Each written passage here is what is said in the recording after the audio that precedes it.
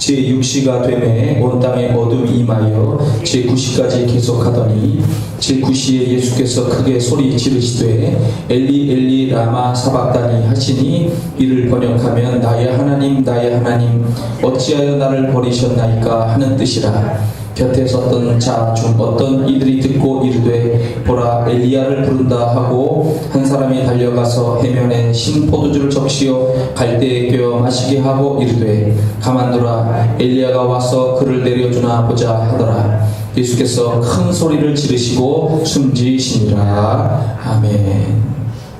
자, 오늘은 가상칠언 십자가 위에서 하신 7가지 말씀을 기억하자라는 제목으로 말씀을 드리도록 하겠습니다. 골고다라고 하는 말은 히브리어 말입니다. 히브리 말이고요. 이것을 이제 그 당시에 보통 언어가 아람어, 시리아어를 사용했었고요. 그 아람어로 된 말을 해석을 하면은 해골이라고 하는 동산입니다. 해골이라고 하는 동산에서 예수님께서 십자가에 달려 돌아가시게 되는데 십자가에서 7가지 말씀을 했다 해서 이것을 가상칠언이라고 이렇게 얘기합니다. 마가복음에는 이 가상칠언 중에 오직 한 가지 엘리 엘리 라마 사박다니 이 말씀만 소개가 되고 있는데 복음서에 나타나는 7가지 말씀을 오늘 말씀드리려고 하는 것입니다. 우리가 이 말씀은 가끔 가다가 사순절 때 고난주간에 모일 때 이 말씀을 드리기도 하고 배워나가기도 하는데 하여튼 이 말씀을 드리려고 합니다.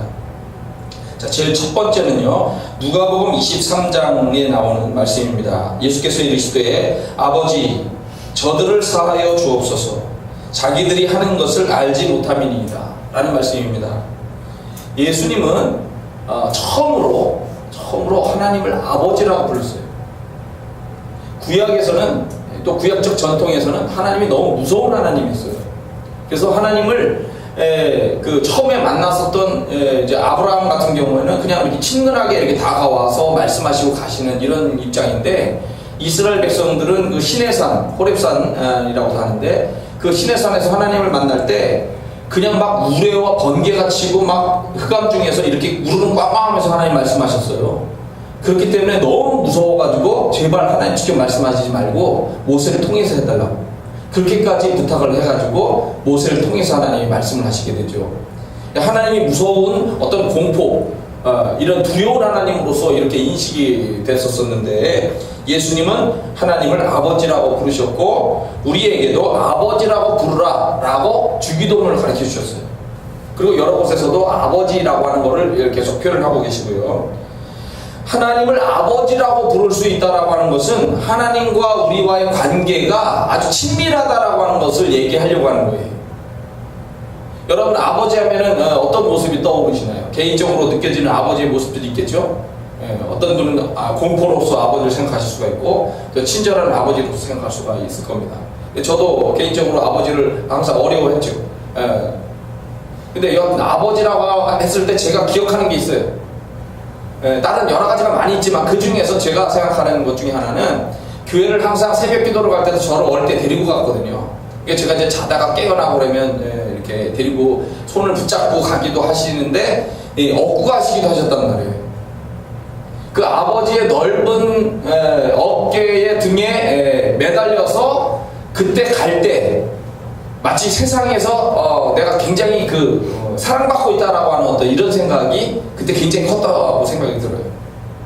또 물론 어머니는 생명의 젖을 나눠주는 그런 어머니로서의 그런 것을 기억하는데 여하튼 하나님 아버지는 가까이 하기에 어렵고 무섭고 두렵기만 한 분이 아니라 자녀를 위해서 무엇인가 기꺼이 하시는 분, 업고 안아주시는 분, 무거운 짐을 대신 지어주시는 분, 어려울 때 손을 잡아주시는 분.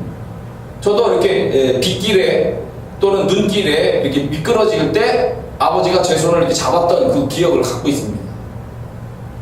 손을 기꺼이 잡아주시는 하나님, 그리고 우리를 위해서, 자녀를 위해서 즐겁게 헌신하시는 분, 이렇게 하나님이 가까이 다가오게 되는 거예요. 이런 하나님 아버지와 같이 예수님은 인간의 가장 큰 문제인 죄의 문제를 속죄하기 위한 사역을 행하시면서 헌신하시는 모습을 우리에게 보여주셨어요.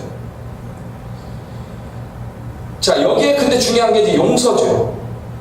죄 많은 여인이 와서 이 여인을 어떻게 할 거냐라고 가늠한 여인에 대한 문제를 처리할 때 율법적으로 돌로 쳐 죽여야 된다라고 얘기하는데 주님은 그 여인을 용서해 주셨어요. 중풍병자를 고칠 때 죄의 용서를 먼저 선언하시고 그 다음에 건강해서 집으로 돌아가라고 이렇게 얘기하시면서 즉각 치료를 해주신 그 사건도 있습니다. 십자가상에서 예수님이 보여주실 여러 가지가 있겠지만 그 중에 제일 첫 번째 문제는 자신을 못 박는 사람들에 대하여 용서하는 그런 말씀을 하고 있는 겁니다. 십자가에 달리는 것은 상상할 수 없는 고통이에요. 지난번에도 제가 그런 말씀드렸지만 여러분 그 자그만 거 하나 이렇게 찔려도 아프잖아요.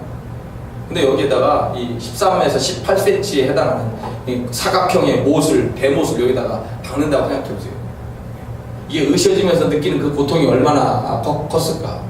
또 그리고 이쪽에도 또 여기는 물론 손에다가 짧아서 잘못돼가지고 손에다가 했다고 하는데 여하튼 손에 구멍을 뚫고 그리고 여기 발을 모아가지고 구멍을 뚫고 그거를 이렇게 세웠을 때 이게 찢어지는 고통을 겪는 거 아닙니까? 그런 처절한 상상할 수 없는 고통을 겪는 그 순간에 예수님은 자신을 제대로 알지 못하고 십자가에 못 박는 그 사람들을 향하여 용서해 달라고 하는 말씀을 하고 있는 거예요. 아버지에게 그런 말씀을 하시는 거는 이미 예수님 자신은 그들의 죄를 용서하고 있다라고 하는 그런 그 표현이 되는 것이고요. 그리고 나아가서 내가 이러한 가운데서도 그들을 용서했다고 한다면 너희들도 용서할 줄 아는 사람이 되라 라고 이렇게 말씀하고 있는 것이죠. 용서해야만 너 자신도 용서받을 수 있다, 주님의 뜻을 이루게 된다 라고 하는 것이 주기도문의 또 다른 말씀들에도 나오는 거예요. 한번 따라서 하겠습니다. 용서 어려운 거예요. 용서라고 하는 것은 항상 어려운 겁니다. 나에게 엄청난 고통이 때로는 와요. 그런데 용서할 줄 아는 사람이 되라 라고 주님 십자가상에서 가르쳐 주신 거예요. 두 번째, 누가복음 23장에 나오는 말씀입니다. 예수께서 이르시되 내가 진실로 내게 이르노니 오늘 내가 나와 함께 낙원에 있으리라. 자, 이 말씀은 지난주에도 드렸습니다. 십자가상의 강도 중에 두 사람 중에 어떤 한 사람인데 전통적으로 알려진 것은 오른쪽에 있는 것이 양이고 왼쪽에 있는 것이 염소로 이렇게 구별을 하듯이 오른쪽에 있는 강도가 그랬을 것이다 라고 전통적으로는 알려져 내려왔습니다. 여하튼 한 강도는, 왼쪽에 있는 강도는 예수님을 비방했지만 한 강도는 죄 없이 돌아가시는 그런 예수님을 올바로 알고 믿고 있는 것이고 자신의 영혼을 주님 앞에 부탁합니다 라고 그렇게 요청을 했어요. 그렇게 하자 주님께서는 즉각적으로 그에게 낙원을 허락하셨어요. 오늘 네가 나와 함께 낙원에 있으리라. 왜? 그것은 예수님은 낙원, 천국으로 대변되는 것이지만 낙원의 주인이시기 때문에 가능한 것입니다. 그리고 온 우주의 왕이시기 때문에 가능한 거예요. 그럼 천국은 실제할까? 우주 공간에, 어느 공간에 우리가 가는 그 천국이 정말 있을까?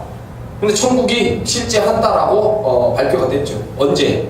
1995년 12월 달에 지구 위에, 지구 안에서는 우주를 관찰하면은 이 구름들 많고 또 하늘에서 내려오는 유성이나 또 이게 지구가 가만히 있는 것이 아니라 지금 태양 주위를 막 돌고 있잖아요. 그럼 태양도 가만히 있느냐? 태양도 가만히 있는 게 아니에요. 태양도 우리가 속한 은하계가 10만, 이쪽에서 이쪽 끝까지가 10만 광년입니다. 빛의 속도로 10만 년을 날아가야만 도달할 수 있는 이 거리인데 이 10만 광년에 해당하는 이 중간 정도 왼쪽이 약간 밑으로 떨어진 상태에서 지금 태양이 존재해요. 이 태양이 우리가 속한 은하를 돌고 있어요. 돌고 있는 요 시간이 한 바퀴 도는데 2억 5천만 년입니다.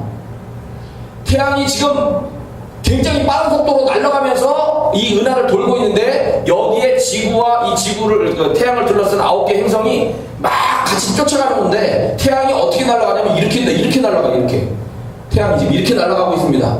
그러니까 이 태양을 도는 거를 또 다시 9개 행성이 막 이렇게 총알처럼 쫓아가면서 막 돌고 있는 거예요.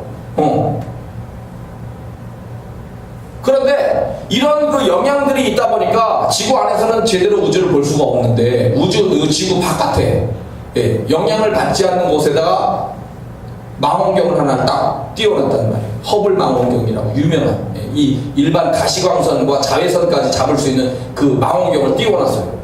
이거로 1995년 12월 달에 우주를 찍다 보니까 천국이 찍혔다는 거예요. 그리고 그게 사진으로 막 공개가 됐고요. 1996년 12월 4일날 나사에서 무인 화성 탐사선이 출발했습니다. 이게 날아가다가 우주 공간에 11 사진을 막 전송을 해오는데 그 중에 제일 첫 번째 11장을 보내왔는데 그 11장 가운데 30억 광년 떨어진 그런 곳에 천국의 모습을 그대로 다시 한번 찍었어요. 이게 확인이 된 거예요. 현재의 카메라는 우리 지구인들이 가지고 있는 카메라는 80억 광년에 있는 별을 찍습니다. 그러니까 지금 30억 광년이라는 게 먼 것 같아도 우리 입장에서는 엄청나게 먼 거죠. 30억 광년을 빛의 속도로 가야 되는 거니까. 그런데 그걸 찍어내는 거예요, 이 기술이. 근데 중요한 것은 이 두 개 허블 망원경과 무인 화성 탐사선이 찍은 천국의 모습은 어떤 곳이냐? 아주 찬란한 곳이다. 그 우리 사진을 검색해보면 나와요. 아주 찬란한 곳이고 높은 빌딩들이 있고 천사들이 움직이면서 이 건설을 하는, 막 움직이고 건설하는 것 같은 그런 모습들이 이렇게 보여지더라는 거예요. 근데 나사에서는 이거를 발표를 한 이후에 그 다음에 확인을 제대로 안 해줍니다. 나사에서 이 정말 있는 겁니까? 그러면 거기를 계속해서 찍어서 동영상으로 찍어가지고 우리한테 알려주시고 할 수 있잖아요. 80억 광년도 찍는데 30억 광년은 못 찍겠어요? 그렇게 할 수 있잖아요. 근데 나사에서 안 해. 아무 말도 안 해. 왜? 숨기고 싶은 게 있는 거죠. 천국이 이렇게 실제하는 곳이고, 그리고 우리가 그곳을 향해서 가게 된다라고 하는 얘기를 하면은 다른 종교와 종교인들이 다 반발해요. 난리가 나요. 혼돈이 오는 거예요. 그 다음에 사탄의 역사에 협력하는 우주인들이 있고요. 지금까지 알려진 그 미국에서 공개한 거에면 한 500종류에서 1000종류의 우주인이 있다고 그러는데, 그 우주인들 중에 사탄의 역사에 협력하는, 지구의 역사에 개입해서 나쁜 쪽으로 몰고 가는 우주인들이 두 종류가 특히 있어요. 회색 우주인과 렙탈리언이라는 두 종류의 우주인이 있어요. 근데 이 우주인들과 미국이 협약을 했다는 거예요. 미국이 협약을 해서 인간을 노예화하고 인간의 생체 실험을 하는 것을 그렇게 허용을 해가지고 그거를 하는데, 이 세력들이 무슨 세력이냐? 적그리스도 세력이죠. 사탄의 세력입니다. 그러니까 이걸 공개하지 않고 개방하라고 해도 개방하지 않아요. 개방하라고 하는 그 케네디 대통령도 죽인 거예요. 케네디 대통령이 왜 총에 맞아 죽었냐? 그 이유가, 핵심적인 이유가 그 우주인에 대한 공개를 자료를 공개하라고 하다가 총에 맞아 죽었다는 거예요. 미국과 적그리스도 이 세력들은 이 하나님의 역사에 대한 거를 증명하고 표현하는 거를 싫어하기 때문에 절대로 주려고 하지 않는다는 거죠. 더 좋은 망원경이 지금 개발돼서 올해 올라갑니다. 이 허블 망원경을 대체하려고 하는 거예요. 더 좋은 망원경이 개발되고 지금 쏘려고 이제 올해 소개되는데 더 잘 볼 수 있을 거예요. 그동안 우리가 보지 못했던 시각까지 더 큰 것으로 더 멋있게 볼 수 있는 망원경이 올라간다고 할지라도 그것을 공개하지 않을 거라고 분명히 생각합니다. 그러나 중요한 것은 속여도 어쩔 수가 없어요. 하나님 아버지와 예수 그리스도는 믿는 이들을 낙원으로 인도하실 것이고, 우리는 주님과 함께 영원토록 왕노릇하면서 살게 될 거라는 거예요.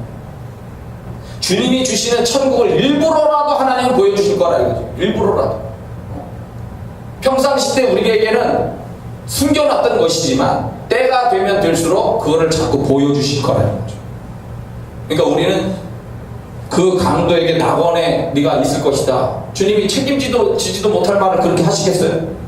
책임질 수 있으니까 그런 말을 하는 거고, 우리도 그러한 책임적인 말씀 안에서 천국을 소망하면서 가고 있기 때문에 이 천국에 대한 소망을 우리가 항상 가지고 살아야 되는 겁니다. 한번 따라서 하겠습니다. 천국. 예, 천국을 꼭 기억하면서 우리가 천국을 소망하며 살아야 합니다. 그 다음 요한복음 19장 말씀입니다. 예수께서 자기 어머니와 사랑하시는 제자가 곁에 서 있는 것을 보시고 자기 어머니께 말씀하시되 여자여 보소서 아들이니이다. 자, 이제 아들로 생각하고 이 요한을 받아들이라는 얘기예요. 그리고 그 제자에게 또 막 얘기하기를 보라 내 어머니라 라고 이렇게 얘기해서 그때부터 그 요한이 제자가 자기 집에 모셔서 섬겼다라는 게 얘기가 나오는 거예요. 요한복음 19장 말씀을 보면은 예수님의 십자가 옆에 4명의 여인이 지금 있었어요. 요한복음 19장에 나오는 말씀입니다. 십자가 옆에 지금 4명의 여인이 있는데 누가 있느냐? 모친 마리아, 이모, 글로바의 아내 마리아. 아마 이 이모는 엘리사벳이 아닐까 이렇게 생각해 볼 수 있습니다. 근데 하여튼 글로바의 아내 마리아, 그 다음에 막달라 마리아, 이 4명의 여인이 거기에 있어서 있고 울고 있는 거예요.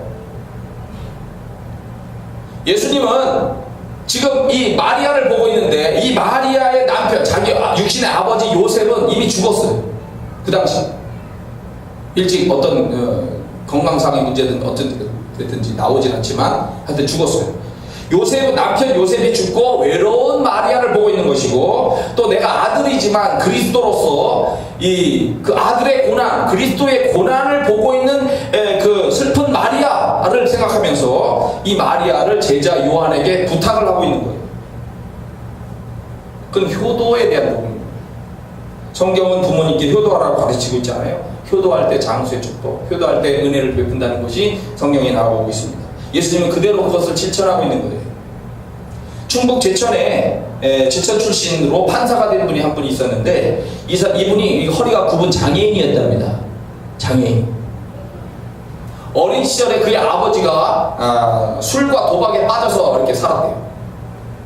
내가 하도 도박을 하는 사람도 그러잖아요. 손가락을 잘라도 뭐 이런 얘기 있잖아요. 근데 이 아버지가 정말 손가락을 하나씩 잘랐답니다. 도박을 안 하려고 손가락을 잘랐어요. 그런데 계속 실패하면서 손가락을 다 자른 거야. 무섭죠?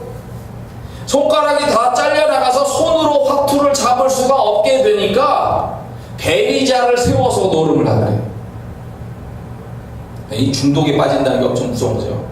그래서 집안 가사를 다 탕진하고 온 가족은 어머니의 삿바느질을 그 품삯으로 겨우 연명을 하고 있는데, 한밤중에 아버지는 늘 들어와서 난리를 치죠. 너는 미쳤네 나라.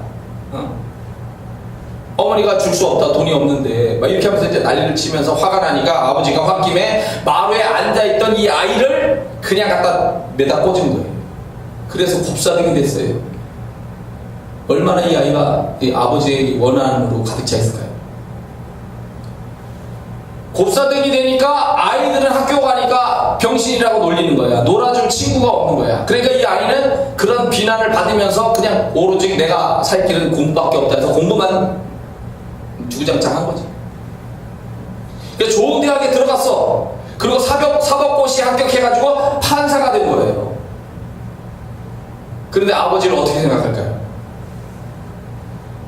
이 아들은 효도하는 아들이었어요. 그럼에도 불구하고 아버지를 잘 모였답니다. 동네 사람들이 이 판사를 다 칭찬을 했대요. 남다른 효성이 있었다. 근데 그가 그 아버지에 대해서 보복심리나 원망의 그런 한을 가지고 있는데 어떻게 그 아버지를 용서하고 효도를 할 수 있었을까? 그의 마음속에 복음이 들어갔다는 거예요. 예수님을 믿게 되면서 아버지를 용서하게 되었고, 아버지를 불쌍히 여기는 눈으로 바라보게 되었고, 그 아버지를 모시면서 이렇게 아버지의 노년을 잘 이렇게 해서 칭찬을 받게 됐다는 거예요. 자, 한번 따라서 하겠습니다. 효. 어려운 거예요. 어려운 거지만 우리가 예수님도 마지막 순간까지 효를 생각하며 실천했듯이 우리도 그런 마음으로 살아야 된다는 거예요. 효.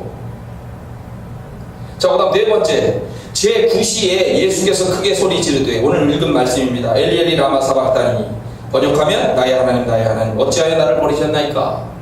마태복음 27장에도 나오는 말씀입니다. 인류의 속죄를 대신하여 지금 버림받고 있는 예수님의 정말 아프다는 절규입니다. 이게 아프다는 절규예요. 주님이 지금 절규하시는 이 순간은 흑암의 권세가 잠시 동안 이기는 그런 순간이고요, 하나님이 얼굴을 돌리시고 있는 그런 장면이고, 예수님을 외면하는 것 같은 그런 순간입니다. 하나님과 예수님은 나누어질 수가 없죠. 나뉘어질 수 없는 분들인데 이 순간에 인류의 문제를 위해서 나뉘어지는 거예요. 이런 나뉘어지는 아픔을 느끼고 있는 거예요. 여러분, 죄라고 하는 것은 하나님으로부터 버림받는 겁니다. 내가 가까이 가려고 해도 외면해버리는 거예요. 죄라고 하는 그 대가는 하나님으로부터 진노를 받아서 죽는 거 끝장이에요. 너와 나는 이제 멀어졌다라고 하는 거기 때문에 예수님이 그런 것을 그대로 느껴보는 거예요. 그것이 얼마나 고통스러우면 이 십자가상에서 절규하고 있는 거죠. 이런 고통을 겪으면서 예수님이 우리를 살리려고 하셨다라고 하는 것에 대해서 우리가 감사해야 되는 거죠. 나는 주님을 위해서 절규해 본 적이 있을까? 나는 주님을 위해서 아파해 본 적이 있을까? 같이 생각을 해볼 필요가 있어요. 나는 주님을 위해서 절규해 본 적이 있을까?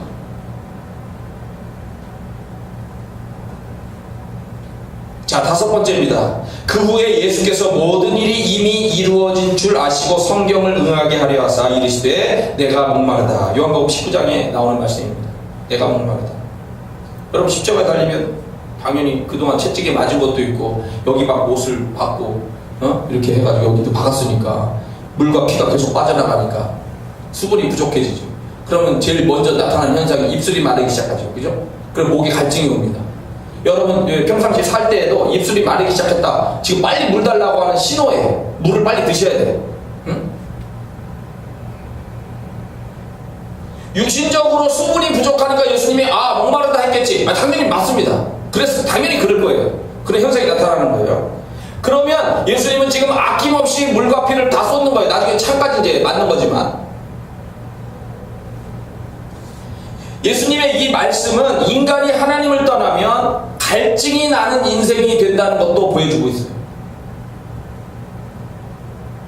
우리가 세상에서 갖고 싶어 하는 것이 권력.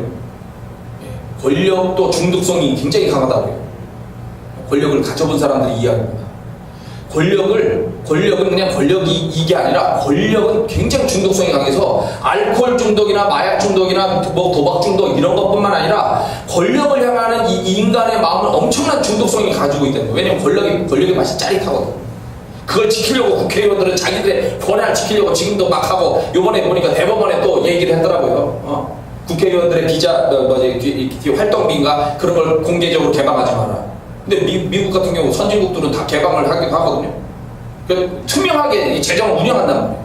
근데 우리나라는 그렇게 하지 않아. 그러니까 이거 공개하시오. 법에 법을 해서 다 공개하시오 라고 얘기하니까 그걸 막으려고 그 사람들은 막 몸부림을 치고 있는 거지. 근데 권력이 내 인생의 갈증을 정말 해결해 줄까? 사람은 그런 착각에 빠져서 그거를 탐구하는 거예요. 돈, 명예, 지식. 그런데 우리가 진리이지만 그 세상의 어떤 것들도 우리 인생과 영혼의 진정한 갈증을 해결해 주지 못한다는 거예요. 우리 인생과 영혼은 오직 하나님으로서만 채워지는 부분이 있다. 파스칼의 유명한 이야기. 왜냐하면 하나님이 만들었기 때문에 하나님으로서만 채워지는 부분이 반드시 남겨놨다는 거예요. 다른 것으로 아무리 채우려고 해도 채워지지 않는 갈증을 가질 수밖에 없는 사람. 믿어야지만 해결되어지는 채워짐이 있다는 거고, 천국을 소망해야만 얻어지는 충만이 있다는 거예요. 생명의 말씀, 성령의 역사, 하나님의 은혜로만 얻어지는 기쁨과 은혜가 있기 때문에 다른 것으로 아무리 채워서 채우려고 해도 인생이 이상하게 갈증을 느낀다는 거예요. 죄악의 갈증을 벗어나서 생명을 주시는, 생명샘 되시는 예수님께 우리가 나와야 된다는 겁니다. 시편 119편은 제일 성경에서 길은 부분입니다. 그 119편에 이런 말씀이 나와요. 내 눈을 돌이켜 허탄한 것을 보지 말게 하시고 주의 길에서 나를 살아나게 하소서. 내가 자꾸 허탄한 것을 쫓아서 그렇게 갈증을 채우려고 다니지만 내 인생에 채워지지 않는 거야. 내 눈이 주님이 허탄한 것을 보지 말고 주님을 보면서 주님의 길에서 내가 다시 죽었던 내가 살아나게 했다. 내가 주님의 법도들을 사모하여 싸우니 주님의 의로 나를 살아나게 하소서. 주님의 인자하심을 따라 나를 살아나게 하소서. 그리하시면 주의 입의 교훈들을 내가 지키리. 나의 고난이 매우 심하오니 여호와여 주의 말씀대로 나를 살아나게 하소서. 고난을 통하여 깨닫게 된 거죠. 채워지지 않는 이 갈증, 주님의 은혜로 다시 살아나기를 원합니다. 에스겔의 유명한 예언이 있죠. 에스겔서 37장에 보면 에스겔의 그 예언자인데 골짜기를 보여줘요. 그걸 에스겔 골짜기라고 보통 얘기하는데 그냥 골짜기를 보여줘요. 골짜기를 보니까 골짜기에 마른 아주 심하게 말라 비틀어진 뼈다귀들이 이렇게 돌아다니는 거예요. 해골과. 그게 뭐냐? 하나님을 떠난 백성들의, 이스라엘 백성들의 모습이에요. 야, 인자야라고 표현하지만, 야, 얘 저기 에스겔아, 살아날 것 같니? 라고 물어요. 하나님이. 글쎄요, 저거는 너무 말라가지고 저기 살아날 수. 근데 나의 말을 대언해라. 여호와의 명령으로 네가 대언해라. 자, 그래서 이 뼈다귀들한테 명령을 내려요. 여호와의 이름으로 명하노니 살아나라! 라고 명령을 하니까 이 하나님의 명령이 쫙 나가면서 이 말라 비틀어진 도저히 살아날 것 같다는 뼈다귀들이 갑자기 툭툭툭툭 일어나더니 막 붙기 시작하더니 사람이 형상이 만들어지더라는 거예요. 그 다음에 생기야 들어가라고 또 외치라고 하죠. 생기야 들어가라. 태초에 하나님이 인간에게 생기를 주시는 것처럼 생명의 기운아 들어가라 라고 소리를 치니까 이게 사람이 돼서 움직이는 어마어마한 군대가 되더라는 거예요. 이렇게 하나님이 망하고 좌절하고 그렇게 죽었던 이스라엘 백성들을 회복시켜준다라고 하는 그런 이야기고, 이것이 예수 안에서 그렇게 회복되어지는 역사로 나타나게 될 거라고 하는 걸 우리에게 보여주시는 환상이에요. 하나님은 하나님을 믿는 이들을 회복시키고 살아나게 하시고 그리고 갈증을 해결해 주신다는 거예요. 이런 하나님을 우리가 소망하고 있는 거죠. 그러니까 내가 목마르다. 주님 정말 목마른 상황이야. 근데 그 갈증을 정말 해결해 주실 분이 바로 하나님이고 예수님이죠. 우리는 갈증을 해결해 주시는, 이런 우리를 회복시켜 주실 수 있는 진정한 분 하나님만을 잘 섬겨나가야 되는 것입니다. 그 다음 6번째, 예수께서 신포도주를 받으신 후에 이르시되 다 이루었다 하고 머리를 숙이니 영원히 떠나가시니라. 요한복음 19장 30절에 나온 말씀이에요. 예수님은 하나님의 어린 양으로, 인간의 속죄양으로 고난을 당하시고 십자가에서 죽으셨어요. 그러므로 죄에 대한 하나님의 정의와 심판을 온전히 이루게 된 겁니다. 하나님의 정의는 살아있어야 돼요. 심판은 살아있어야 합니다. 그건 뭐냐? 죄를 지으면 죽어야 된다는 거예요. 그렇게 대신 죽는 거예요. 예수님은 그렇게 순종으로 하나님의 뜻을 완성하셨고 사랑으로 완성하셨고 구속을 완성하신 거예요. 다 이루신 예수 그리스도의 역사는 누구든지 그를 믿으면 멸망치 않고 영생을 얻게 하신다는 겁니다. 더 이상 다른 것으로 구원을 얻을 수가 없는 겁니다. 더 이상 다른 이름으로 구원을 얻을 수가 없는 겁니다. 오직 예수 그리스도께서 다 이루신 거예요. 마귀는 지구상으로 떨어진 우주인들이 있어요. 여러 우주인들이. UFO도 있고. 근데 미국에서 이제 신문을 가지고, 고문을 하고 신문을 해가지고 그들로부터 정보를 얻어내는데, 우주인들은 신문하는 장면이 이제 찍힌 동영상이 유튜브에도 있어요. 저도 그걸 잠깐 봤어요. 그들에게 물어요. 그들이 누구냐면, 나쁜 우주인, 회색 우주인인데, 그 사람들에게 물어요. 너 예수 그리스도 아니야? 성경 아니야? 머리를 돌리는 것 같습니다.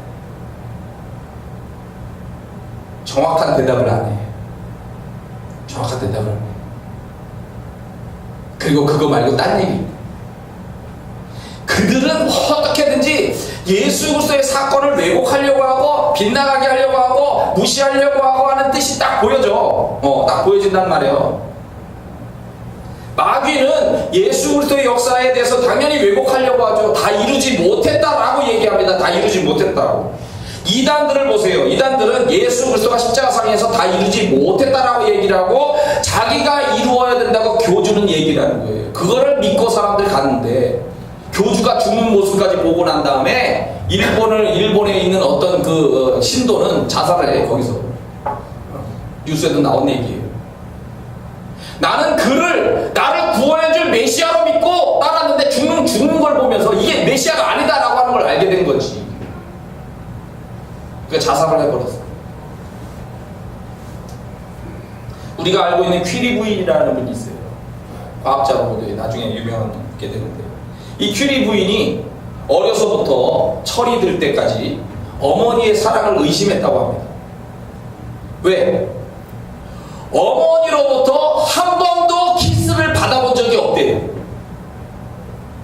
너무 놀랍지 않습니까? 아니, 애를 키우면 엄마는 맨날 해주는 게 뽀뽀하느냐. 만날 때, 볼면 볼 때마다, 학교에 가면 학교에 간다, 갔다 오면 또 갔다 오는 대로 들어올 때마다 포옹해주고 안아주고 뽀뽀해주는 것이 엄마가 하는 일이에요.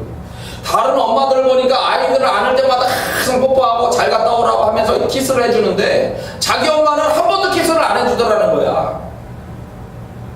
그러니까 속으로 생각했죠. 엄마가 나를 사랑하지 않는 게 틀림없어. 진짜 엄마가 아닌 것이 분명해. 이런 식으로 엄마를 이제 오해하기 시작하고 슬퍼하고 고민하고 그렇게 살았습니다.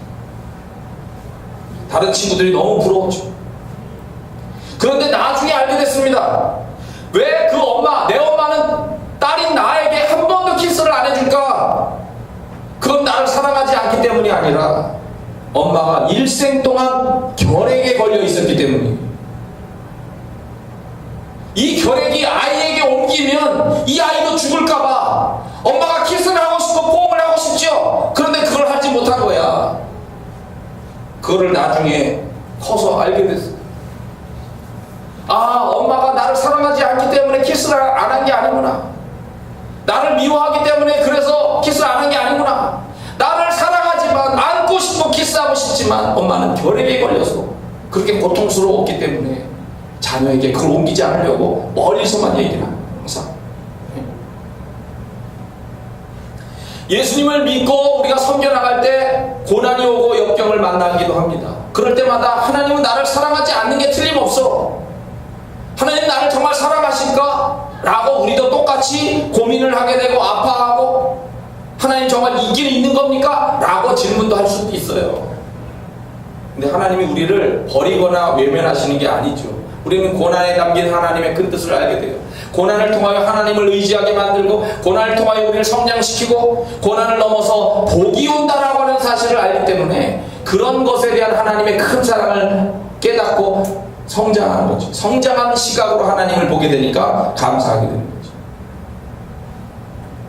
하나님은 우리에게 유익하고 생명과 복을 주시려고 다 이루셨다는 거예요. 만약에 다 이루지 못했다고 하면 큰일이죠. 정말 이단의 교주가 얘기하는 것처럼 다 이루지 못해서는 누군가가 또 이루어야 되고, 또 누군가가 이루지 못하면 또 누군가가 이루어야 되는데, 예수님이 다 이뤄놨기 때문에 구원에 관한 한 다른 것을 찾을 필요도 없고 예수님만 바라보면 되는 거예요. 이분만 따라가면 우리가 복을 얻게 되는 거고, 그리고 이분은 영원토록 우리를 사랑하신다는 거예요. 마지막 7번째, 예수께서 큰 소리로 불러 이르시되 아버지 내 영혼을 아버지 손에 부탁하나이다 하고 이 말씀을 하신 후 숨지시니라. 누가복음 24장에 나오는 말씀인데, 마가복음 우리가 읽은 15장 말씀 37절에는 주님이 큰 소리를 질렀다라고 하는 것만 표현되어 있어요. 근데 그 큰 소리가 영혼을 아버지 손에 부탁하나이다 라고 맡기는 거란 말이에요. 자, 이게 뭐냐? 이게 기도문입니다. 기도문. 유대인들은 잠을 잘 때 그냥 잠을 자지 않고, 우린 그냥 잘 때도 많이 있겠죠, 그죠? 근데 유대인들은 잠을 잘 때 항상 기도하고 자요. 뭐냐? 내가 잠을 자다가 죽을 수도 있잖아.